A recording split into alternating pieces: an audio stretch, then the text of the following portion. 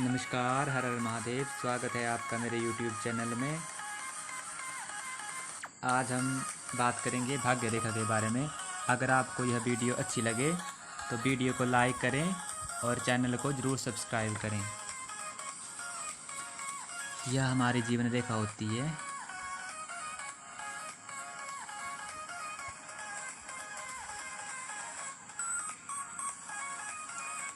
अगर कोई रेखा जीवन रेखा से निकलकर शनि पर्वत की ओर चली जाए इस तरह से, तो ऐसी रेखा अगर बीच में कटी फटी नहीं हो, ऊपर से कोई रेखा उसको काट नहीं रही हो, तो इस प्रकार की भाग्य रेखा वाले जातक न्यायकर्ता होते हैं। वह न्याय का पद अधिकार हो या ना हो, उसके द्वारा सदा समाज में न्याय और सत्य की स्थापना करते हैं। अर्थात ऐसे व्यक्ति सदा सत्य वक्ता होते हैं। तंत्र मंत्र और अध्यात्म के खोज में लगे रहते हैं। शनि पर्वत भी निर्दोष पूर्वक हो, अर्थात शनि पर्वत भी दोष से युक्त ना हो, यहाँ पर कटी फटी रेखाएं ना हो, क्रॉस ना हो, तो इस तरह की निर्दोष भाग्य रेखा वाले व्यक्ति अपने आचार व्यवहार आहार से लोगों को संतुष्ट करते हैं। लोग उनसे प्रभावित होते हैं और उनको अधिक सम्मान देते हैं। आगे बात करते हैं दूसरी भाग्य रेखा के बारे में। अगर मणिबंध से, यह हमारे मणिबंध होते हैं, अगर यहाँ से उदित होकर एक भाग्य रेखा शनि पर्वत की ओर चली जाए और यह भाग्य रेखा कटी ना हो, ऊपर से कोई रेखा उसको काट नहीं रही हो, इस तरह से कोई रेखा उसको काट नहीं रही हो, तो ऐसी भाग्य रेखा बहुत श्रेष्ठ मानी जाती है। ऐसी भाग्य रेखा वाले व्यक्ति ऊंचे कुल में पैदा होते हैं और अपने परिश्रम और पुरुषार्थ से अपना भाग्योन्नति करते हैं। इस प्रकार की भाग्य रेखा वाले जातक उत्तम रूप से भाग्यशाली होते हैं।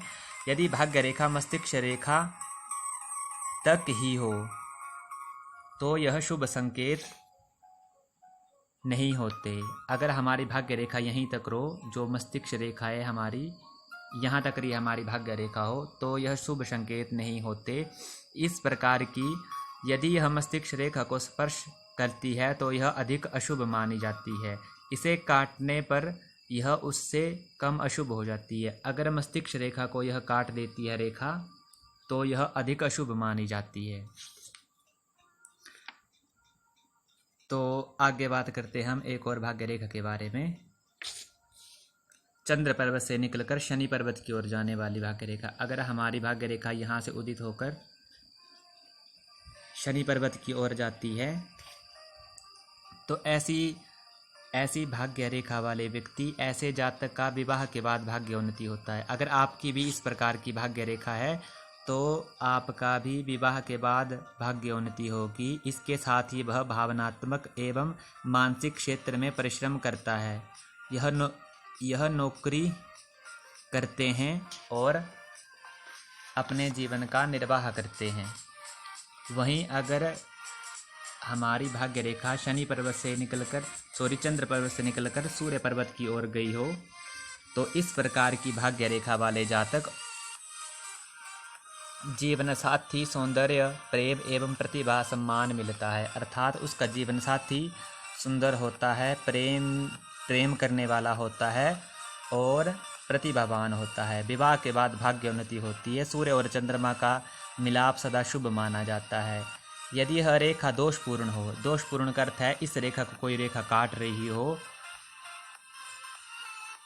रही हो या सूर्य पर्वत पर एक से अधिक रेखाएं हो, तो ना धन मिलता है, ना यश मिलता है और ना सम्मान प्राप्त होता है। अगर यह रेखा कटी फटी हो, इस कारण से ऐसा फल होता है।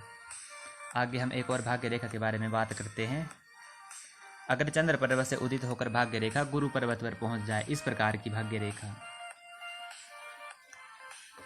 तो जिस अवस्था में यह रेखा शनि रेखा को पार करती है, अर्थात शनि पर्वत, यहाँ पर हमारा शनि पर्वत है, अगर शनि पर्वत को पार करती है और यह रेखा बिना टूटी फूटी हो, तो यह अधिक व्यक्ति को मान सम्मान प्राप्त करवाती है क्योंकि गुरु धर्म कर्म का प्रतीक माना गया है। ऐसे व्यक्ति को धर्म कर्म के द्वारा अधिक धन का लाभ होता है। अगर किसी के हाथों में भाग्य रेखा ना हो या जीवन रेखा से छोटी छोटी भाग्य रेखा निकल रही हो इस प्रकार की, तो यह भी शुभ मानी जाती है। जिस आयु में यह रेखा निकलती है जीवन रेखा से, उस आयु में व्यक्ति को तरक्की मिलती है। अगर छोटी भाग्य रेखा हो, एक से अधिक भाग्य रेखा हो, कई व्यक्ति के हाथों में इस तरह की भी भाग्य रेखाएं होती है, तो यह अधिक उत्तम मानी जाती है। और जितनी आपके हाथों में भाग्य रेखा हो वह अधिक उत्तम मानी जाती है। अगर भाग्य रेखा से निकलकर कोई रेखा इस तरह से बुध पर्वत की ओर चली जाए तो वह व्यक्ति व्यापार में अधिक लाभ करता है। आज हमने कुछ भाग्य रेखाओं की बात की, आगे हम अन्य भाग्य रेखाओं के बारे में बात करें। अगर वीडियो अच्छी लगे तो लाइक करें, चैनल को जरूर सब्सक्राइब करें। धन्यवाद। हर हर महादेव।